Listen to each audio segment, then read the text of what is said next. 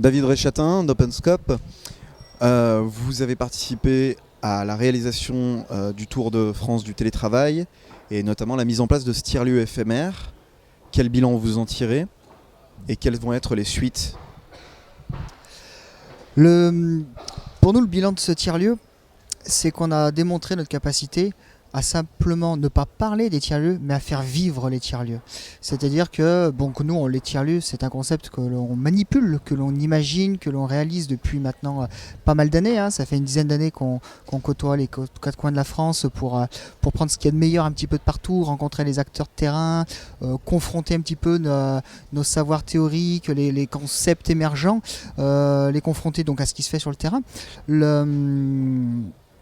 Pour nous, il était important, après avoir publié le manifeste des tiers-lieux, donc avec Johan Duriot, Antoine Buret, qui ont coécrit ce manifeste, il était important d'avoir, au-delà des écrits, des espaces dans lesquels on puisse pratiquer le tiers-lieu, appréhender toutes ces couches de services entre les Media Labs, les espaces do it yourself avec les Fab Labs, les espaces de coworking, enfin toutes ces couches de services qui finalement font le tiers-lieu en répondant directement aux attentes, aux besoins des communautés, des personnes qui animent, qui vivent le tiers-lieu. Donc voilà, là avec ce tiers-lieu éphémère, on a prouvé que ça marchait, puisque énormément de personnes nous ont dit, donc vous faites quoi, c'est quoi, qu'est-ce qui se passe? Et ils ont eu des réponses qui a percuté, c'est-à-dire qu'ils se disent, ah oui, mais ça va rester là?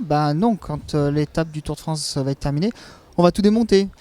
Et on va le réinstaller ailleurs alors. Et on va le réinstaller ailleurs, c'est le but du Tour de France, mais pour nous l'objectif à long terme est de se dire quand on fait une étape avec un tiers-lieu éphémère, que le tiers-lieu ne soit plus éphémère, c'est-à-dire qu'une fois que nous on part, le tiers-lieu puisse rester.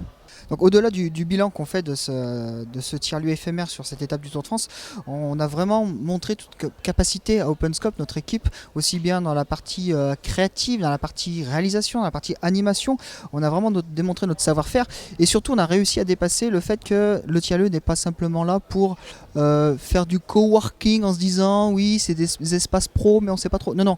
On est vraiment là pour travailler, on est là avec une véritable offre de service qui intéresse énormément de monde puisque les tiers-lieux sont aussi les nouveaux centres de formation à l'ère du web sémantique, du 3.0. On se rend compte que l'apprentissage entre pairs finalement est beaucoup plus porteur d'avenir que maintenant de passer 8 heures avec un coach ou un professeur. Enfin, voilà, on a démontré qu'on était capable d'aller bien au-delà et que finalement ces tiers-lieux pouvaient servir à bien sûr des collectivités, à des porteurs de projets qui soient très indépendants, qui soient de type institutionnel, de type privé, mais surtout c'est que même les entreprises, les grands groupes ont tout intérêt à s'inspirer de ce qui se fait dans ces tiers-lieux, de faire appel à nous pour revoir complètement certains de leurs fondamentaux, comment stimuler l'intelligence collective au sein d'entreprise, comment bouleverser un petit peu notre management, d'aller chercher la créativité des équipes de façon nouvelle.